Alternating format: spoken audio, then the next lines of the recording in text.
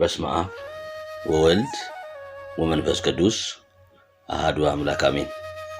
ከሁሉ አስቀድሞ ለመልካም ሥራ አነሳስቶ የሚያስጀምር አስጀምሮ የሚያስፈጽም ጥበብን የሚገልጥ የሕይወት ባለቤት ልዑል እግዚአብሔር ስለማይነገር ስጦታው የተመሰገነ ይሁን።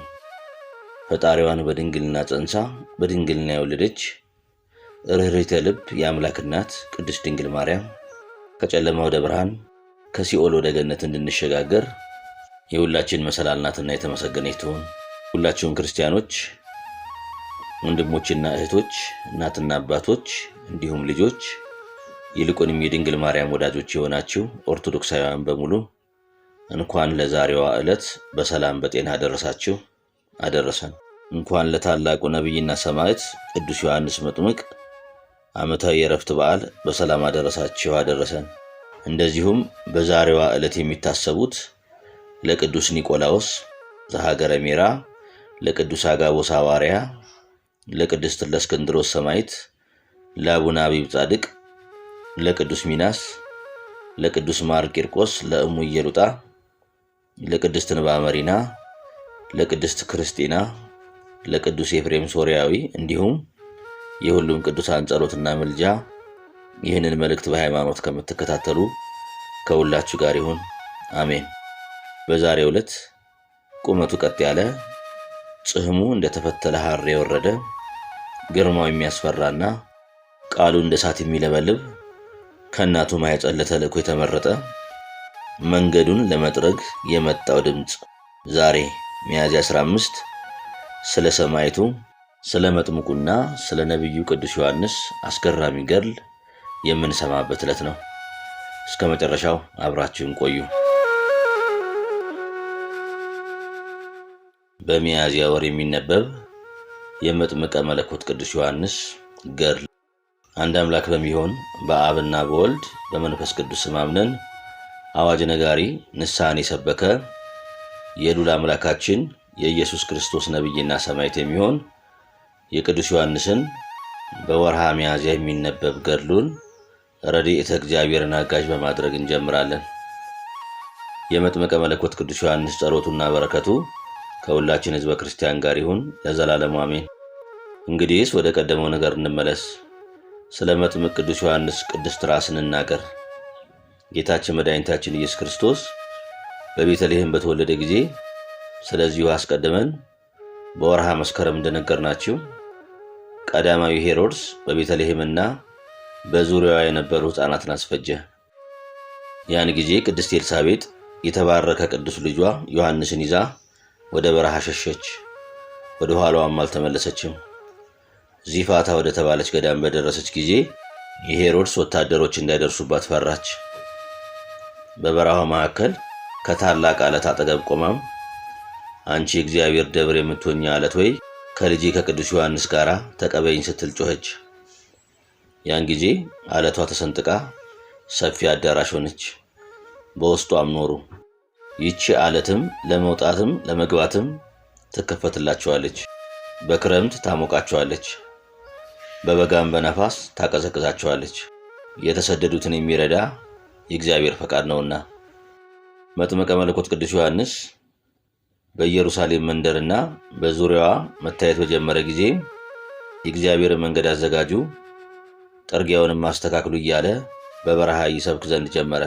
የይሁዳና የሰማርያ ሰዎች ሁሉ ቅዱስ ዮሐንስ የንስሐ ጥምቀት ወደሚያጠምቅበት ስፍራ ይሄዱ ነበር። ኃጢአታቸውንም እየተናዘዙ ሁሉንም በዮርዳኖስ ወንዝ ያጠምቃቸው ነበር። የመጥምቅ ቅዱስ ዮሐንስ ልብሱም የግመል ጸጉር፣ የወገብ ትጥቁም የተታታ ቆዳ ነበረ። ምግቡም አንወጣና ጋጃ ማር ነበር። ይህ ነቢየ ልዑል ስለ ልዑል አምላካችን ኢየሱስ ክርስቶስም ከኔ በፊት የነበረው ከኔ በኋላ ይመጣል፣ እርሱ ከኔ ይበልጣል፣ የጫማውን ማዘቢያ ከእግሮቹ ልፈታ የማይገባኝ ነኝ። እኔ በውሃ አጠምቃችኋለሁ፣ እርሱ ግን በእሳትና በመንፈስ ቅዱስ ያጠምቃችኋል ብሎ መስክሯልና። ያን ጊዜ ጸሐፍት ፈሪሳውያን ወደ መጠመቂያው ስፍራ በዝግታ በመጡ ጊዜ እናንተ የምድር እፉኝቶች ከሚመጣው መቅሰፍት ታመልጡ ዘንድ ማን መከራችሁ?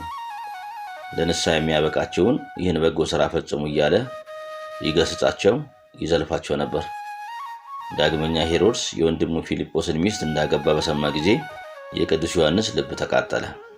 ወደ አንቲጳስ ሄሮድስ ቤተ መንግሥትም ሄዶ የወንድሜ የፊልጶስን ሚስት ልታገባ አይገባም ሲል ገሰጸው። ስለዚህም ነገር መጥምቀ መለኮት ቅዱስ ዮሐንስ ሄሮድስ ተቀየመው።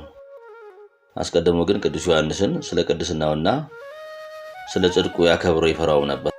አሁን ግን ስለ ወደዳት ዘማ ሴት ስለ ሄሮድያዳ ብሎ ተደፋፍሮ ይዞ በወህኒ ቤት አሰረው።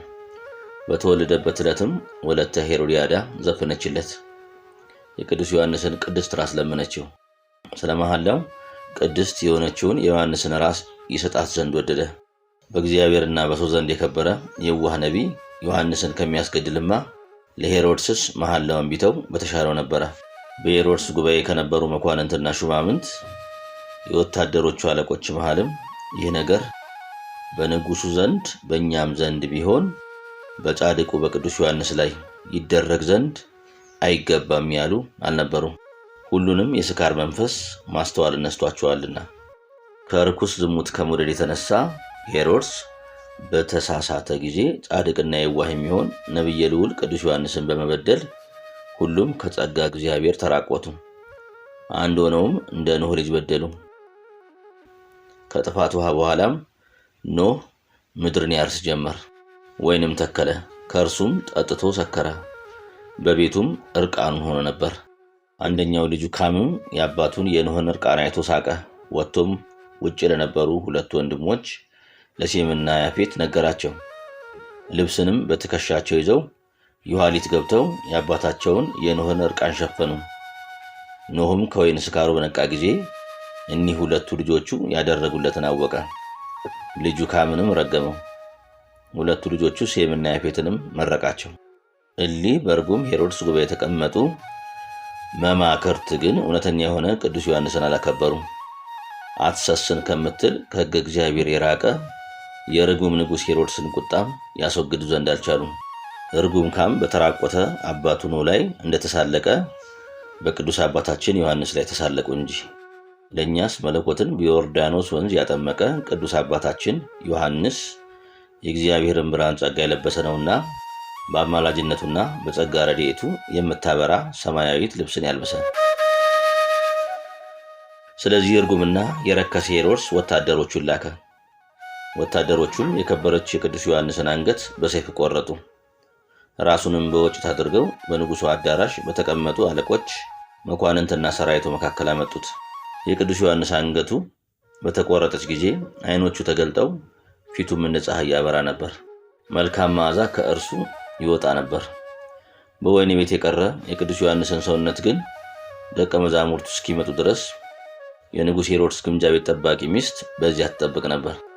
ይህቺ ሴት ከመዋዕለ ስብከቱ ጀምሮ ቅዱስ ዮሐንስን እጅግ የምትወደው ደግ ነበረችና ደቀ መዛሙርቱም የቅዱስ ዮሐንስን ሥጋ ተሸክመው ወሰዱት። በነቢዩ በኤልሳዕ መቃብርም ቀበሩት። የመጥምቀ መለኮት ቅዱስ ዮሐንስን ቅድስት ራሱንም ንጉሥ ሄሮድስ ለወንድሙ ልጅ ትሰጥ ዘንድ አዘዘ።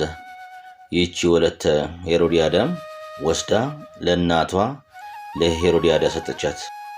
ይህቺ ሄሮድያዳም የቅዱስ ዮሐንስን ራስ ዓይኖች ተገልጠው መልኩም ሕያው ሆኖ ፊቱም እንደ ፀሐይ ሲያበራ ባየች ጊዜ ስልጣን ያለው ንጉሥን ያልፈሩ እነኚህን ዓይኖች እንግዲህስ እኔ በእጅ አጠፋቸዋለሁ። ንጉሥ ሄሮድስ ሆይ የወንድምህን የፊልጶስን ሚስት ልታገባ አይገባህም ያለች ይህችን አንደበትም እንግዲህ ቆርጣለሁ። የዚችንም ራስ ፀጉርም ላጭቼ ከምንጣፌ በታች የእግሬ መረገጫ አደርጋለሁ እያለች በቅድስት ራሱ ላይ ትዘብት ጀመር። ዳግመኛም የመጥምቅ ቅዱስ ዮሐንስን ፊት ትመታ ዘንድ እጇን አነሳች። ያን ጊዜ የቅዱስ ዮሐንስ የራስ ፀጉር በወጭቱ ላይ ተዘረጋች። በግራና በቀኝም ክንፍ አውጥታ ንስር በክንፎቹ እንዲበር የቤቱን ግድግዳ ሰንጥቃ ወደ ላይ ወጥታ በረረች።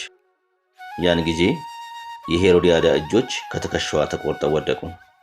ምድርም አፉን ከፍታ ሰውነቷን እስከ አንገቷ አወጠቻት።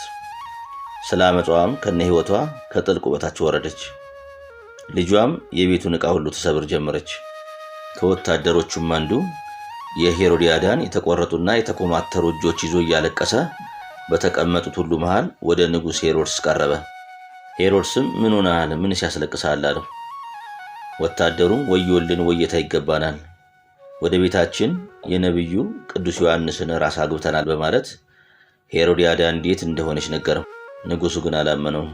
ወታደሩም ከትከሻዋ የተቆረጡ እጆቿን አውጥቶ በቀይ ሐር ከወርቅ ቀለበቶች ጋር ያጌጡ ጣቶቿን አሳየው። በእጆቿም ላይ የወርቅና የብር አምባር ነበር።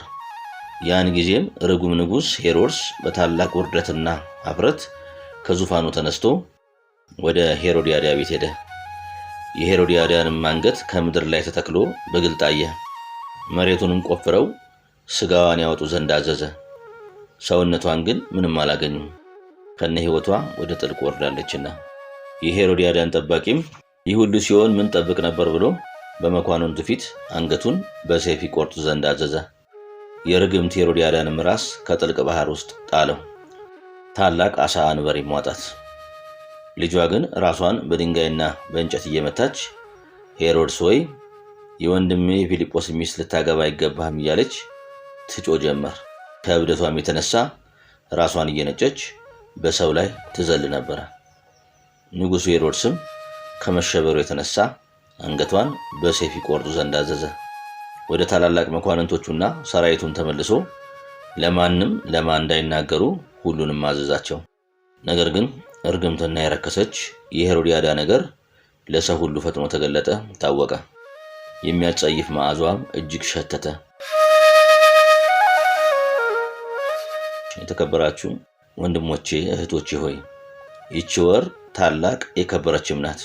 ቅድስት የዮሐንስ ራስ በወርሃ የካቲት 30 ቀን ማስተማሯን ጨርሳ ካረፈች ከተገለጠችም በኋላ በዚህች ወር በሚያዝያ 15 ቀን በነቢይ ኤልሳ መቃብር ከተቀበረ ቅዱስና ክቡር ሥጋው ጋር አንድነት ይህች ቅድስት ራስ የተገኘችበት ወር ናትና በነቢየ ልዑል መጥምቅ ቅዱስ ዮሐንስ ቅድስት ኃይለ ጸሎቱ የምናምን እኛን ከጥልቅ የኃጢአት ጉድጓድ ከበደልም ባህር ያወጣን ዘንድ አማላጅነቱ ከፈተና የሚሰውር መጠጊያ ይሆነን ለዘላለሙ አሜን።